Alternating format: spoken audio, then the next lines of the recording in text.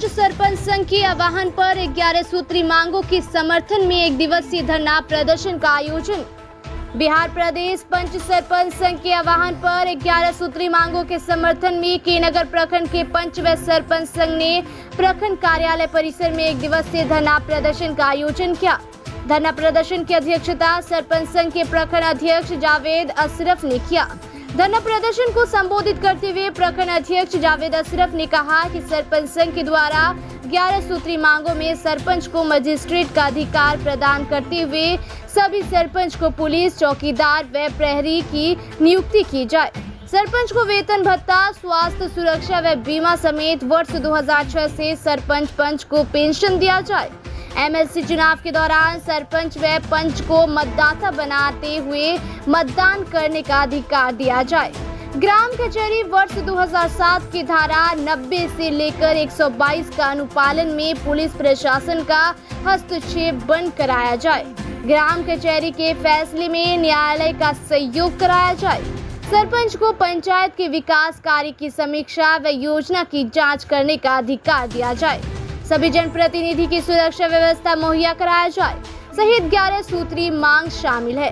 वहीं इस धरना प्रदर्शन को संबोधित करते हुए सरपंच संघ के जिलाध्यक्ष अजाउर रहमान उर्फ पप्पू भाई ने कहा कि सरकार ग्राम कचहरी के सरपंच व पंच के अधिकारियों को हनन करने में लगी है, जबकि पंचायत में प्रतिनिधि सरपंच व पंच को किसी न किसी मामले का पंचायत करना पड़ता है, लेकिन सुरक्षा के नाम पर सरपंच को एक चौकीदार भी नहीं दिया गया है।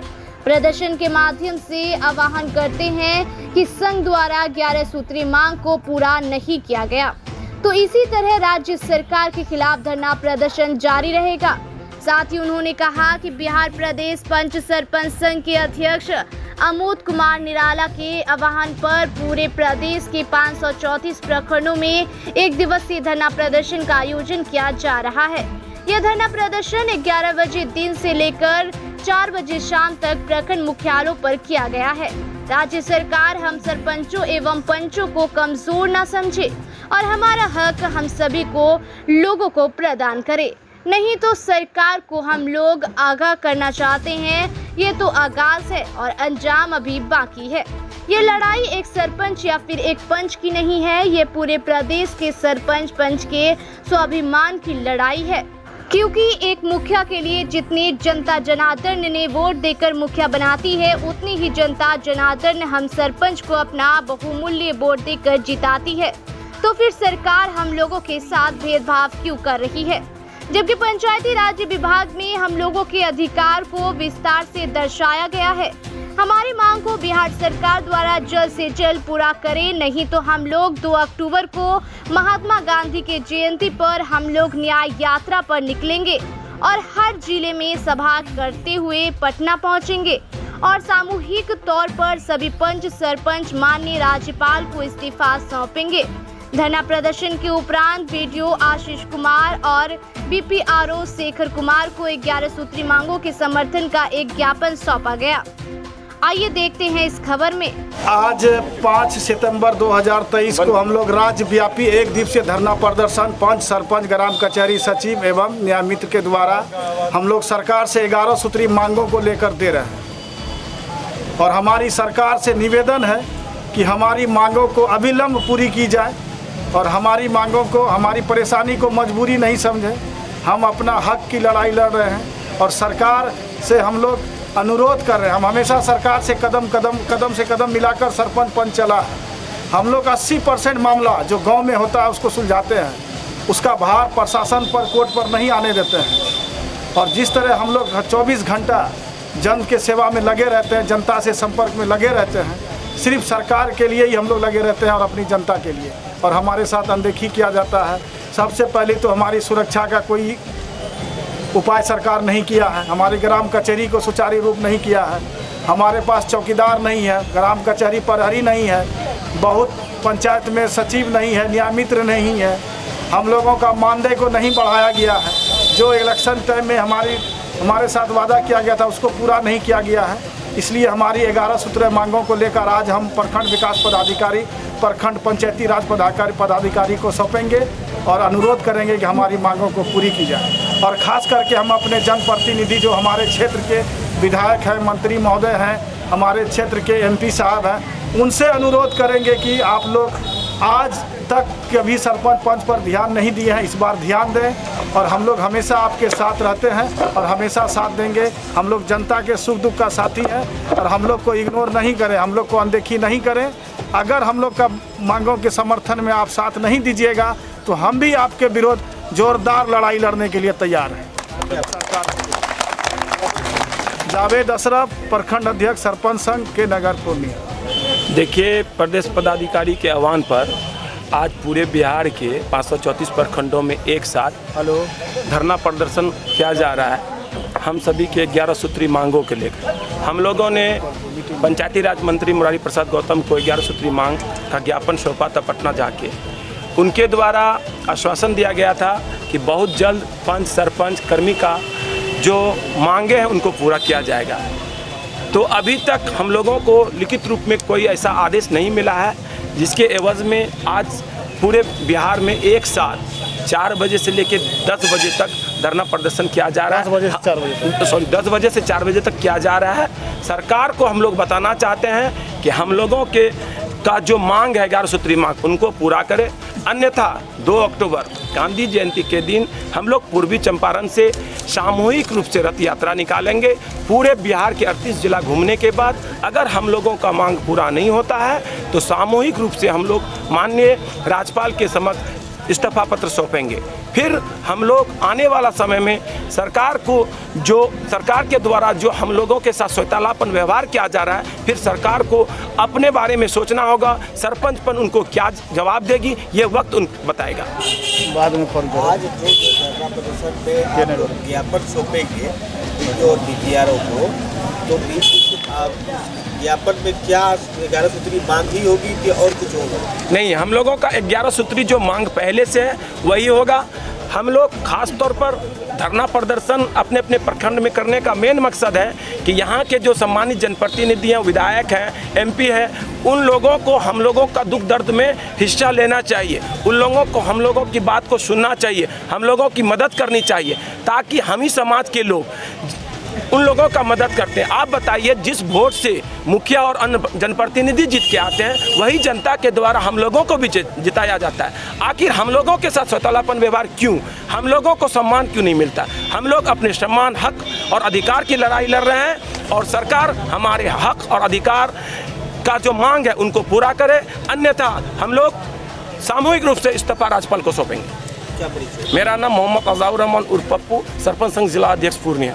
ताकत बताना, हम सभी अगर अपनी ताकत सरकार को बताते हैं तो सरकार को भी लगता है कि सरपंच, पंच, उप सरपंच, ग्राम कचहरी सचिव, न्याय मित्र कर्मी एकजुट हो चुके हैं। हम लोगों ने आज प्रखंड स्तर पे धरना दे रहे हैं। इससे पहले जिला स्तर पे हम लोगों ने पंचायती राज विभाग के कार्यपालक पदाधिकारी आलोक कुमार का पुतला दहन किया था। इससे पहले हम लोगों ने पटना में भी धरना प्रदर्शन किया। हम लोगों ने पटना में जब पंचायती राज मंत्री मुरारी प्रसाद गौतम जी से मिलकर उन्हें ज्ञापन सौंपा तो उन लोगों को उनके द्वारा कहा गया था कि 11 सूत्री मांगों में 7 मांगे जो आप लोगों का है वह जल्द से जल्द पूरा कर दिया जाएगा। लेकिन वह मांग पूरा तो नहीं किया गया अभी तक। हम लोगों का एक मांग जो हम लोगों के हाथों में एक सावर था उसे भी छीन लिया गया। वह सावर था वंशावली बनाने का। हम सभी सरपंच, पंच, उप सरपंच हमेशा वंशावली बनाने का काम करते थे ताकि लोगों को तुरंत में अगर उनको डीजल अनुदान लेना था, फसल मुआवजा लेनी थी या किसी भी तरह का काम करना था, प्रदर्शन कराना था तो वंशावली का जरूरत होता था। उन्हें वंशावली तुरंत उनके द्वारा मिलता था। लेकिन पंचायती राज कार्य पदाधिकारी के द्वारा बिना पंचायती राज मंत्री को सूचना दिए हुए उनके द्वारा चिट्ठी निर्गत किया गया। तो पुनः जब हम लोगों ने उनको मांग पत्र सौंपा तो ये बात सत्य है कि उनके द्वारा पुनः हम लोगों को आदेश दिया गया।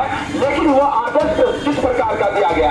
आदेश इस प्रकार का दिया गया कि हम लोगों को वंशावली बनाना है, लेकिन वंशावली बनाना कैसे? हम लोगों को सत्यापन करना है सचिव को ये लोग सही है, फिर उनके द्वारा जब निर्गत किया जाएगा तब वह वंशावली मांग होगा। तो बताइए, हम उनकी नौकरी करें, हम उनकी मजदूरी करें और मजा कौन मारे? सचिव जिनको हम लोग ग्राम सेवक कहते हैं, ऐसा हम लोग नहीं करने वाले हैं। हम लोगों ने पुनः पंचायती राज मंत्री को ज्ञापन सौंपकर अवगत कराया है कि हम लोगों का जो अधिकार था, हम लोग जो वंशावली पहले बनाते थे वह पूर्ण अधिकार हम लोगों को मिलना चाहिए। साथ ही साथ हम लोगों का जो 11 सूत्री मांग है, हम लोगों का मानदेय बढ़ाया जाए। साथ ही साथ पेंशन हम लोगों को दिया जाए, वह पंच हो, उप सरपंच हो, सरपंच हो, न्याय मित्र हो, ग्राम कचहरी सचिव हो, सभी का मानदेय बढ़ाया जाए। साथ ही साथ पेंशन की व्यवस्था की जाए। हर ग्राम कचहरी में चौकीदार की बहाली हो, प्रहरी की बहाली हो, जहाँ ग्राम कचहरी सचिव नहीं है वहाँ सचिव की बहाली हो, न्याय मित्र की बहाली हो। लेकिन सरकार के द्वारा आश्वासन दिया जाता है, लेकिन पूरा कुछ अभी तक नहीं किया गया है। आप बताइए, जिस वोट से मुखिया एवं अन्य प्रतिनिधि जीत के आते हैं, क्या उस जनता के द्वारा हम लोग भी जीत के आते हैं? हम पंच और सरपंच उसी के दिए हुए वोट से एक जनप्रतिनिधि के रूप में रात दिन एक करके काम करते हैं। क्या हम लोगों के साथ ये सरकार सुतला पर व्यवहार नहीं कर रही है? सरकार को लगता है कि पंच सरपंच कुछ नहीं है। सरकार को ये सोचना पड़ेगा कि महात्मा गांधी ने एक सपना देखा था कि समाज के जो निचले तबके के लोग हैं उनको सही इंसाफ मिल सके, इसलिए ग्राम कचहरी का निर्माण हो। ऐसा हुआ भी, लेकिन आज का जो सरकार है उनको लग रहा है कि अगर हम ग्राम कचहरी को समाप्त कर देते हैं तो मेरे लिए बात नहीं होगी, लेकिन ऐसा नहीं। आप बताइए, जो विधायक MP संविधान की कसम खा शपथ लेके आता है कि हम जाके समाज में सही सही काम करेंगे, लेकिन वही मंत्री, वही MP और MLA आज संविधान को तार-तार करने पे लगा हुआ है। क्या ये हम सबों के लिए अन्याय नहीं है? हम सभी सरपंच पंच सरकार को आगाह करना चाहते हैं, उन्हें चुनौती देना चाहते हैं कि आप 2 अक्टूबर से पहले हम सबों के मांगों को पूरी करें, अन्यथा हम सभी 2 अक्टूबर को पूर्वी चंपारण से अपना रथ यात्रा सामूहिक रूप से निकालेंगे। बिहार के 38 जिला घूमने के बाद अगर हम लोगों का 11 सूत्री मांग पूरा नहीं किया जाता है तो सामूहिक रूप से हम लोग पटना जाकर अपना इस्तीफा पत्र राज्यपाल को सौंपेंगे। फिर आने वाला चुनाव में सरकार को बताएंगे कि सरपंच और पंच की ताकत क्या है, इनकी एकजुटता क्या है, आपको देखने को मिलेगा। आप शाम में ही न्यूजों में, अखबारों में पढ़िएगा कि आज जो सरपंच पंच का संगठन है पूरे बिहार में ऐसा संगठन किसी चीज का नहीं है। कोई भी जनप्रतिनिधि का ऐसा संगठन नहीं है जो कि हर मुद्दे पर अपने अधिकार के लिए ऐसी लड़ाई लड़ती हो, ऐसा नहीं है। अब बताइए, सरकार के द्वारा मात्र इतनी सी बात कही गई कि मुखिया के कार्य को सरपंच समीक्षा करें। कौन सी बड़ी बात है? आप अगर चोर नहीं हो तो आप डर किस बात का लग रहा है आपको?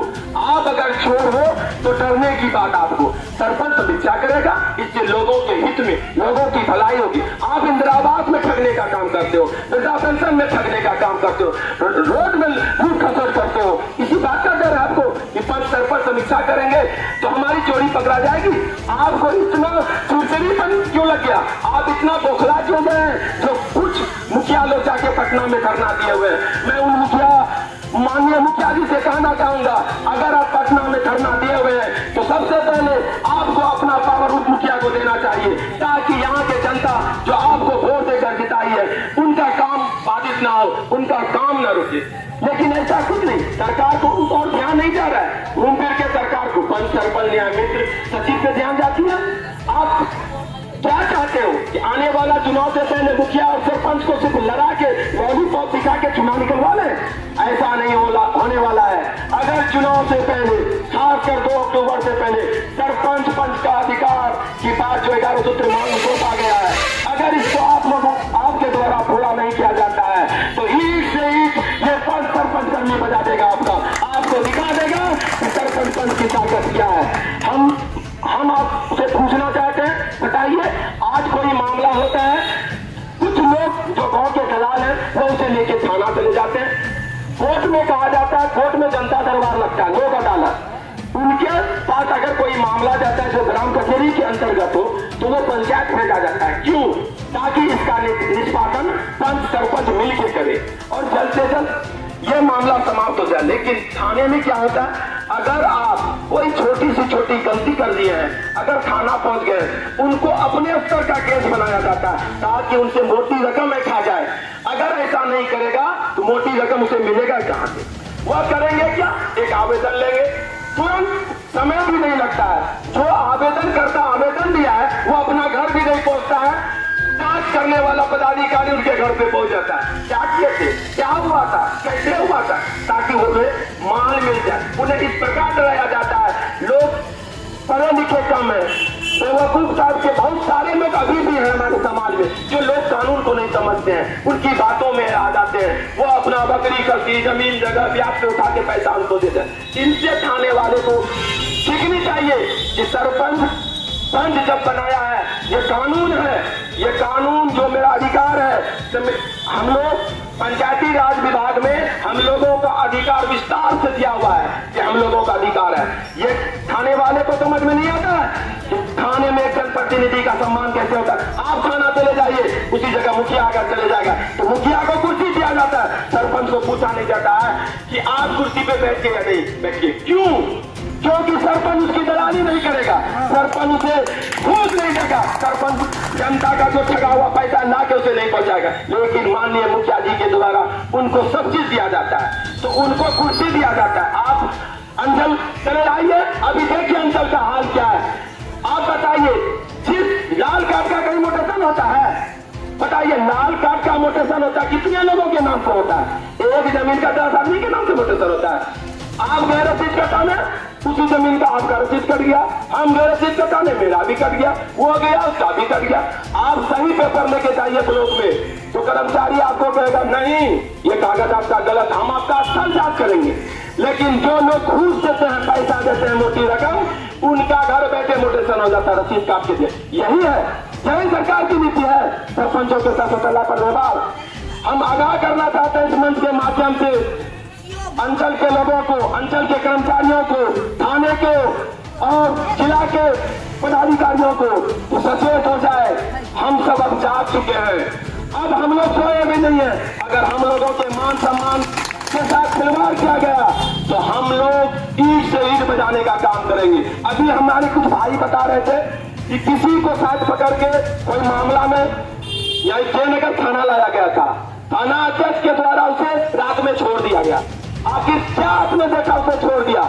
आप उनका जांच पड़ताल करते, वहां के जो जनप्रतिनिधि सरपंच होते हैं, जो न्याय का मालिक होता है, जिन्हें सरकार लाइसेंस दिया है, उनसे आप बुला के राम मशवरा करते, फिर उनको छोड़ते, तो लगता कि आप सरपंच के साथ सम्मान किए, सरपंच का इज्जत किए, फिर जो आपको अच्छा लगा वह किए। लेकिन चोरी छुपके आखिर कब तक ये चलेगा?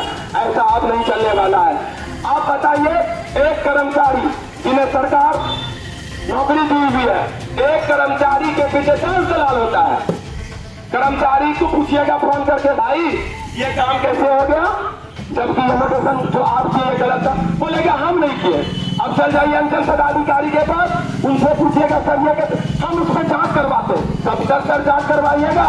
एक वंशावली, अभी आज की बात मैं बता रहा हूँ, 5वां महीना 7वां महीना में वंशावली बनाना बंद हो, 5वां महीना में वंशावली बना था, उसको एक कर्मचारी के द्वारा निरस्त कर दिया गया। क्या कह के निरस्त कर दिया गया कि जैसे दादा का नाम था, उसके पिता का नाम था, उसके नीचे उसके पुत्र का नाम था, उसके पत्नी का नाम था, उसके नीचे मात्र एक पुत्र था, उनका नाम था, उनकी पत्नी का नाम था। इस वंशावली को कर्मचारी के द्वारा क्या कहा गया कि ये वंशावली पे हम हस्ताक्षर नहीं कर सकते हैं। तो उसने पूछा कि क्यों आप नहीं कर सकते?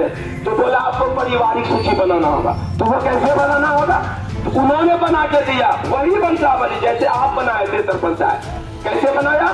1 नंबर में दादा का उसकी पत्नी का नाम दिया, 2 नंबर में उसके पुत्र और पत्नी का नाम दिया, 3 नंबर में उसके और पुत्र और पत्नी का नाम दिया। बताइए आप पत्रकार बंधु, आपसे मैं पूछना चाहता हूँ, क्या जो वंशावली पहले सरपंच के द्वारा बनाया गया था, जो वंशावली आज कर्मचारी के द्वारा बनाया गया, दोनों में अंतर क्या रहा? हकीकत में पूछे तो वंशावली दोनों समान था, लेकिन वंशावली जो सरपंच बनाया था उसमें हमेशा इंडिकेट तीर का निशान लगा के होता है, लेकिन कर्मचारी क्या किए? उसमें नंबरिंग दे दी। क्यों ऐसा क्यों किया? उन्हें पैसा नहीं मिला। आज उसको पैसा मिल जाता तो उस वंशावली में कर्मचारी के द्वारा मान दिया जाता, कहा जाता ये वंशावली सत्य। मोटेशन कराने चाहिए किसी भी पेपर का तो पहले डिमांड होता है दलालों के द्वारा, हमें पैसा चाहिए। बिना पैसा का आपका मोटेशन रिजेक्ट हो जाता है। एक मोटेशन कराने के लिए 10 बार कागज डालिए, आपका रिजेक्ट होता चले जाएगा। लेकिन अगर गलत मोटेशन कराने जा रहे हैं और मांग से दीजिए तो चुपके तो आपका दूसरे का जमीन आपके नाम से हो जाएगा। ऐसा कई मामले हैं। मैंने इससे पहले भी अंचल पदाधिकारी से कई बार मिला हूं, उनसे लिखित किया हूं, जिनका सारा पेपर आज मेरे पास है। मैं सारा पेपर लेके आया हूं। मैं पूछना चाहता हूं ऐसे पदाधिकारी से, कब तक ये चलेगा दलाली, कब तक ये घुसपैठी चलेगा? अंचल पदाधिकारी का काम है कि सरपंच के साथ विधि व्यवस्था बनाए रखना। थाने का काम है कि सरपंच पंच के साथ विधि व्यवस्था बनाए रखना। आपको उनसे पूछना पड़ेगा पंचायत का कोई मामला है कि सरपंच का ये मामला सही है या गलत है, इनका इन्वेस्टिगेशन कीजिए। क्या नहीं तो आप अगर स्थलीय जांच करते हैं तो सारे लोगों का कीजिए। ऐसा नहीं कि जो आपको पैसा नहीं दिया उसका स्थल जांच कीजिएगा और जो आपको मोटी रकम दे दिया उसका स्थल जांच नहीं कीजिएगा। इन सबसे दूर होना पड़ेगा। नहीं तो सरकार को इस बार ई स्टेज बजा के ये पंच सरपंच कर्मी दिखाएंगे। साथ ही साथ मैं कहना चाहूंगा कि आप सभी पंच सरपंच महोदय से अभी हम सभी अपना मांग पत्र माननीय प्रखंड विकास पदाधिकारी, माननीय पंचायत राज पदाधिकारी को उनके द्वारा माननीय मुख्यमंत्री को भेजने का काम करेंगे, जो हम सबों का 11 सूत्री मांग है, ताकि हम सबों का मांग 2 अक्टूबर से पूरा करें। अगर ऐसा नहीं होता है तो आप लोग जो एकजुटता का परिचय आज दिए हैं, तो आने वाला 2 अक्टूबर के बाद जो समय निर्धारित पूर्णिया जिला में किया जाएगा, हम लोग जिस भी भवन को बुक करने का काम करेंगे उसको भरने का काम आप लोग कीजिए। फिर देखिए सरकार को कैसे हम लोगों के सामने फुटरे टेकना पड़ता है। आप लोग अगर अपनी ताकत दिखाइएगा तभी हम लोगों का कल्याण होगा, तभी हमारा ग्राम कचहरी सर्व सुविधा संपन्न बनेगी। अन्यथा हम लोगों का कुछ नहीं हो सकता है।